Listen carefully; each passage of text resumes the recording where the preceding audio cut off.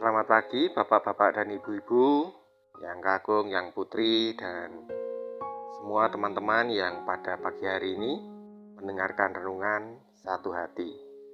Sapaan Tuhan setiap pagi, yang pada pagi hari ini kita bertemu di hari Kamis, tanggal 27 April 2023. Pagi ini topik yang akan kita bicarakan adalah kesempatan kedua, dan ayat diambil dari Yohanes 8 ayat 10 sampai 11. Dan nanti kita akan dibantu oleh Mas Gali, warga Jemaat Remaja GKJ Condong Catur, yang akan membacakannya untuk kita.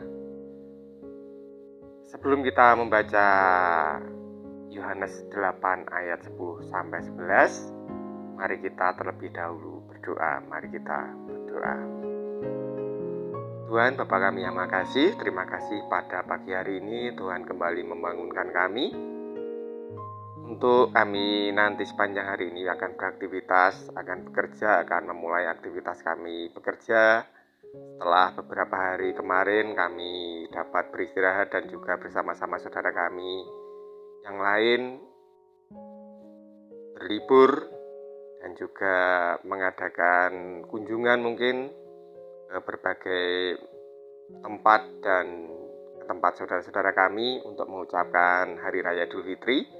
Di hari ini kembali kami akan beraktivitas seperti biasanya, kembali bekerja, kembali juga kami akan mengupayakan mata pencaharian kami, dan kiranya Tuhan sepanjang hari ini nanti bersama-sama dengan kami, memberkati kami, memberikan kami kesehatan dan memberikan kelancaran dalam setiap aktivitas pelayanan dan juga aktivitas kerja kami.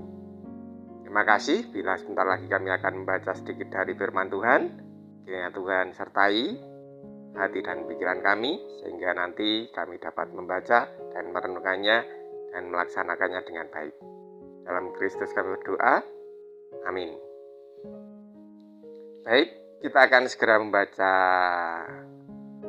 Yohanes 8 ayat 10 sampai 11, dan kami persilakan Mas Gali untuk membacakannya. Silakan Mas Gali.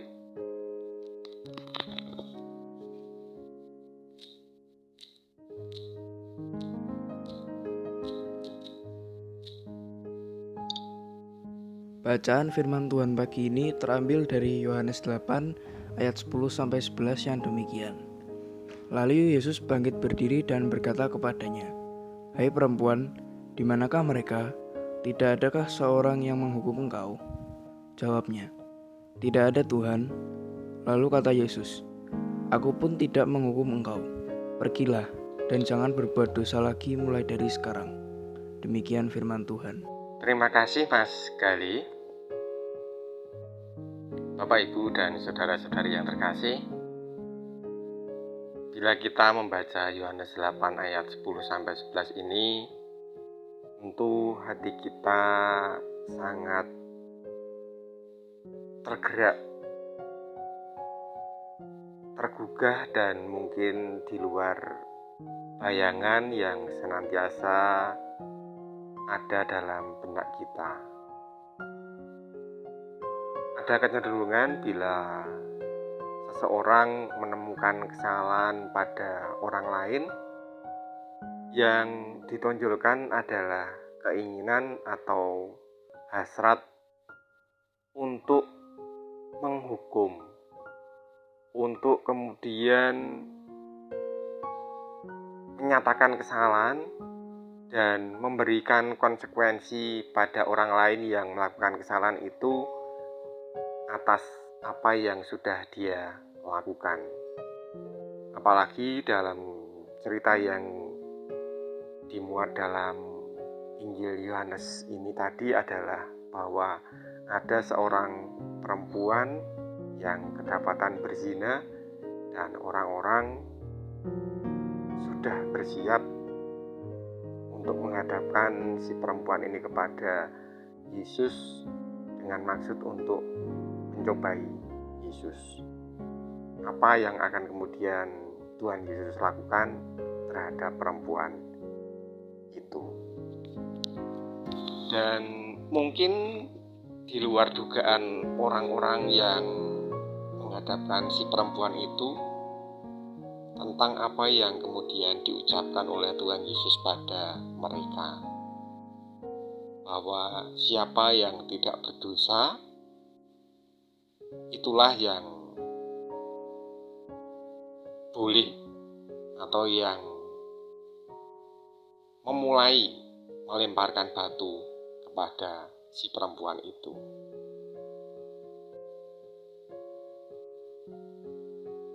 Lalu yang disebutkan di situ adalah kemudian mereka pergi satu persatu, dimulai dari yang tertua. Kemudian Tuhan Yesus juga menanyakan kepada perempuan itu, adakah yang melemparkan batu? Ternyata tidak ada. Adakah yang menghukumnya? Ternyata tidak ada. Dan Kristus berkata, aku juga tidak menghukum kamu. Pergilah dan jangan berbuat dosa lagi. Benar-benar luar biasa. Dan hal inilah yang kemudian juga menginspirasi kita bahwa kasih Tuhan tidak terbatas. Kita selalu diberi kesempatan untuk bangkit dari kesalahan dan dosa kita. Memang kita tidak sempurna dan kita juga menyadari bahwa kehidupan kita tidak lepas dari kesalahan dan dosa. Melalui ayat ini, Tuhan menyadarkan kita bahwa Tuhan memberikan kesempatan kedua kepada kita, namun juga Tuhan berkehendak agar kita tidak melakukan dosa lagi, sehingga kehidupan kita ke depan akan menjadi lebih baik.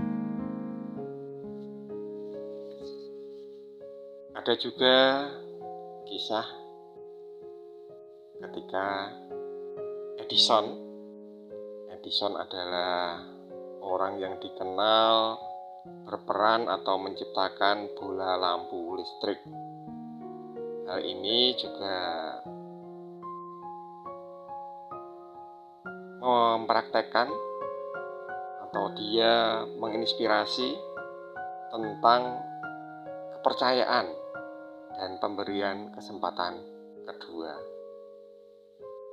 Dikisahkan ketika bola lampu itu sudah mau dicoba, asistennya diberi kepercayaan untuk membawanya dengan hati-hati.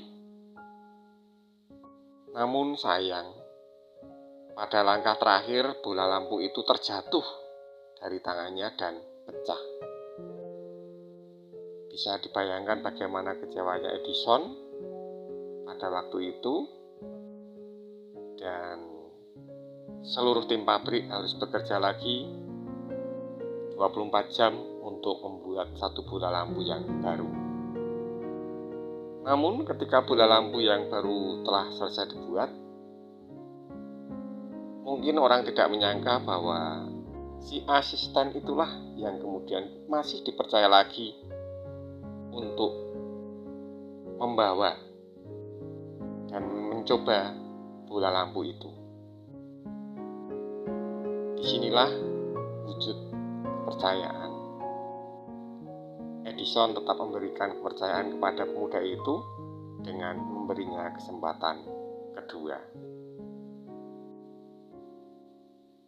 Nah, beranikah kita seperti Edison dan pada akhirnya seperti Kristus yang memberi kesempatan kedua kepada anggota keluarga, sahabat, rekan kerja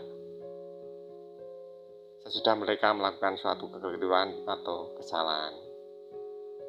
Beranikah kita juga memberi kesempatan kedua kepada diri sendiri setelah kita jatuh, melakukan kesalahan atau tidak berhasil? Tuhan Yesus memberi kesempatan kedua kepada perempuan yang kedapatan berzina. Kalau kita melihat perjalanan hidup kita selama ini, bukankah Tuhan Yesus juga memberi kita kesempatan, bahkan tidak hanya sekali, 2 kali, tapi berkali-kali. Maka marilah kita menggunakan kesempatan itu dengan sebaik-baiknya. Amin.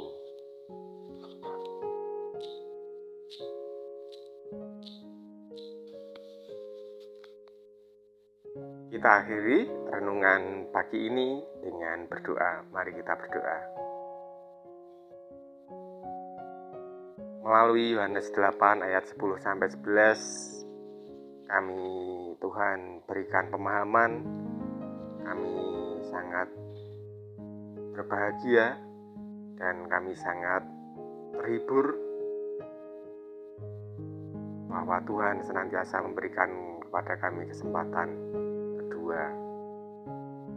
Tuhan senantiasa beserta dengan kami, membimbing langkah kehidupan kami, dan memberi pengampunan atas dosa dan kesalahan kami. Namun juga Tuhan memberikan kesadaran kepada kami bahwa ketika Tuhan mengampuni kami, Tuhan pun berpesan kepada kami untuk tidak mengulangi kesalahan dan dosa kami. Maka Tuhan kiranya dalam kehidupan kami, dalam keseharian kami nanti, kami senantiasa mencamkan ayat yang Tuhan berikan kepada kami ini, sehingga kehidupan kami ke depan menjadi lebih baik dari hari ke hari. Ketika kami jatuh, kami dapat bangkit, kami dapat memiliki kesempatan kedua, namun kami juga bertekad untuk tidak kembali lagi melakukan dosa dan kesalahan yang sama. Terima kasih. Sepanjang hari ini nanti hanya Tuhan yang kami harapkan membimbing dan menyertai kami, sehingga hari ini nanti kami dapat mengisinya dengan baik, dapat bermanfaat untuk kemuliaan Tuhan dan juga untuk kebaikan sesama kami. Kami berdoa untuk keluarga kami, untuk Bapak Ibu kami, Eyang kami, anak-anak kami, kiranya Tuhan juga senantiasa menyertai mereka dalam aktivitas hari ini. Terima kasih, dalam Kristus kami berdoa. Amin. Selamat beraktivitas Bapak dan Ibu. Tuhan berkati kita.